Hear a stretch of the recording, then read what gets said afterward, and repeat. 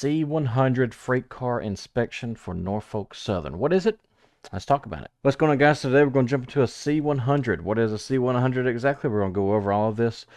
This here is the rule book. You can find this online. I will link this down below in the description. Be sure and like and subscribe to the channel if you'd like to see more. If you're looking to work in the rail industry, if you're a conductor, engineer, you work in the industry, I'm always looking for help to answer questions in the comments below. But if you have a question, drop it down below. At each location where freight cars are added to the train, which have not been inspected at that point. In addition to making required air brake tests, the cars must be inspected by the train crew for the following conditions. You gotta look at the car body, leaning or listing to the side, sagging downwards, positioned improperly on trucks, object dragging below, object extending from the side, door insecurely attached, broken or missing safety appliances, load leaking from the placard hazardous material car. So let's go over each of these, and I'm gonna read this, and I'm also gonna read from what you will actually see. I can't show it to you for copyright reasons, but I'm actually reading exactly what you will see at school. If you go to school, you actually get an email from Zach that's going to have this big list of crap to go through, and you're going to see it. You're going to see exactly what I'm talking about. But it says, so the car body, it says linear listing to the side. It says the car body is the largest component of any freight car, and there are a variety of things you should look for when inspecting the car body. You should look to see if the car is leaning. It's leaning to one side. If you see a car that is leaning, it may indicate that the load inside has shifted or is improperly loaded. A leaning car is a safety concern as it could topple over where the car is moved. Have I ever seen a seriously leaning car? Yes. Was I concerned? Yes. What did I do? I went and asked my engineer because I was still fairly new. And you gotta remember, all I dealt with was cold cars before. I asked my engineer what he thought, and he said it was good to go, so we just went with it. As far as sagging cars, I've never seen a sagging car leaning downward. And all a sagging rail car means that it's being overloaded. I've never seen one. I'm sure somebody has. If you have, be sure and let us know down in the comments. So I am going to show y'all this picture. It is they call it the center pin. I've talked about this before, but it's talking about positioned improperly on trucks. So the trucks, believe it or not, the rail car is just sitting on top of a truck by a center pin. People call it something else that starts with a D and ends with a K. But it sits on the center pin, and that center pin is what keeps it from, that and gravity is what keeps that rail car. It sits down in this bowl. That's what keeps it centered. Now, they're talking about position improperly on trucks. More than likely, you will never see this. If you do, you will clearly know because the actual rail car will be sitting up on top of the lip of the bowl, and you'll be able to notice it. But you should never run into this. I've never seen this besides when I was a carman. And most of the time, if it is centered improperly, let's say they sit on the center pin and the center pin is leaning and it goes down, as soon as it turns, goes into a turn or hits a bump, it's going to fall right into place. So that wouldn't be anything to be worried about, but it is going to be on your test, so just be sure to remember that. You need to make sure it's positioned properly on the trucks. Objects dragging below. You're going to be looking for pry bars on hopper cars that they use to open the hoppers.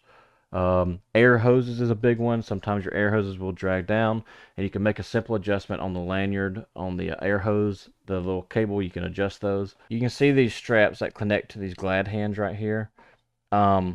This is what I'm talking about. You got two different ones. You got metal and you got the plastic ones. The plastic ones, you just take the metal thing, pop it loose, and then adjust it by which there's different holes, right? But 5 inches is a minimum. Some of you may have to worry about this type of stuff. I never did, but just know it can be adjusted just with a little bit of hand strength and just move it up each slot until it's enough, high enough to where it's not dragging on the ground. Objects extending from the side. Now, this is a big one, especially if you're like, pulling ahead to make a shove movement. A big one is like banding material, like where I work at Nucor with coils. If that banding material breaks, I mean, that's a knife, man. That stuff will cut your hand open. If you just grab a hold of it and you just pull it like this, it will cut your hand wide open. That's why we wear cut-for gloves.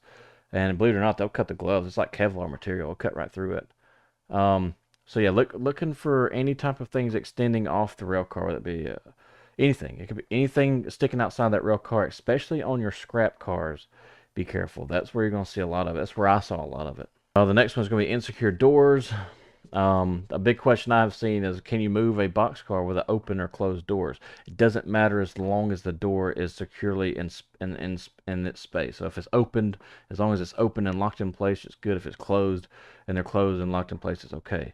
If you see a rail car um, that is torn off and thrown in the rail car, and you'll see this picture whenever you're taking this test, that's not secure. You can't move it.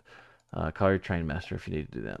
The other one is broken or missing safety appliances. So safety appliance is a grab iron. It's what you grab onto whenever you're doing your hang test in class.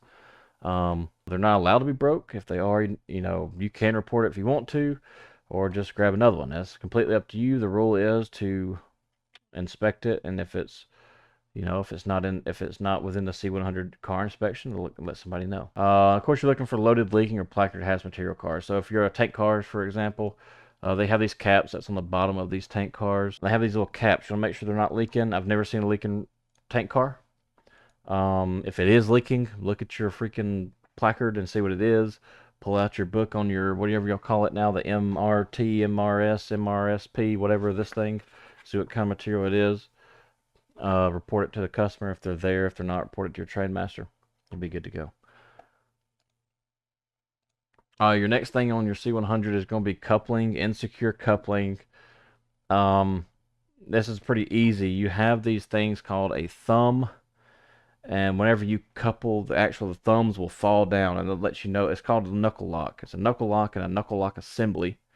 That knuckle lock assembly connects to a knuckle lock, so when the knuckle closes all the way, it falls down in front of the knuckle so it can't be opened. That thumb will fall down. If that thumb falls, it is locked. If it hits and it doesn't fall, there's a couple of things you can do. One, you can grab your cut lever and you can shake it, and then sometimes the thumb will actually fall. The knuckle lock will fall into place. If it doesn't fall into place, just stretch ahead, open them back up, and then try again. If it keeps on happening, pull ahead 50 feet, get your 3-step, open and close the knuckle manually with your hand in your, to make sure the knuckle lock's actually falling. It could be something wrong with the knuckle lock or the assembly itself that's not causing it to lock. If you want to do what I've always done is whenever you couple up and you see them locked, you want to make sure, tell them to stretch on it. Whenever you couple up, 5, 4, 3, 2, 1.5, 20 feet, 10, that'll do. Boom. And you see him fall, say, all right, give me a little stretch. And then he'll put it reverser back and forward or inverse, whichever way he's going. He'll pull forward. Whenever you see it lock up and it tightens up and it's holding, say, all right, that'll do, 3-step.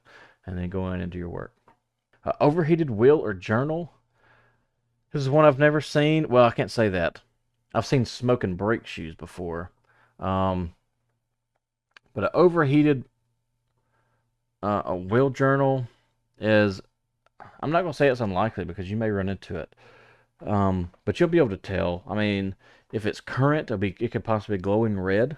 If it's not current, let's say you're just coupling up to this car, it's been sitting in an industry, and you're looking at the wheels, and it's going to be discolored. It's going to look like a rainbow effect. It's going to look like it's been hot. If any of you have ever looked at rod bearings or anything like that inside of a car engine, it's going to look discolored whenever they get burned up, or they get really, really hot. Lack of oil, you'll see that color. They'll go from like a silver blue, light silver color, and that's when you know there's some problems there. Broken or cracked wheels, that's something you never really should hear. Now, you may hear a lot of, whenever you're rolling, a lot of da-doom, da-doom, da-doom wheels, and those are called kips. It goes over a kip sensor. I don't know exactly what kip stands for, but when we changed them when I was a carman, we called them kips.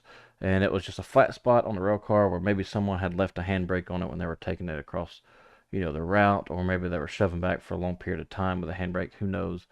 But as long as it's not broke, you're okay. Talking about brakes, now there's a couple of things you need to look for when it comes to brakes, and I wish I had some type of example to show y'all. So you've got different types of handbrakes on a rail car. You've got ones on the auto racks where you literally do this all day, and if you ever crank down handbrakes on an auto rack, you probably have shoulders like Popeye. I used to hate doing it, but to my workout, that's a good one.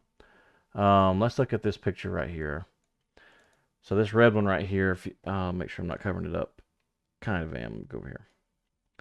So there's a couple of things you want to look for whenever you're looking at your handbrakes on your C-100 inspection. That is, you will always, for the most part, you're supposed to always have at least 3 chain links painted up.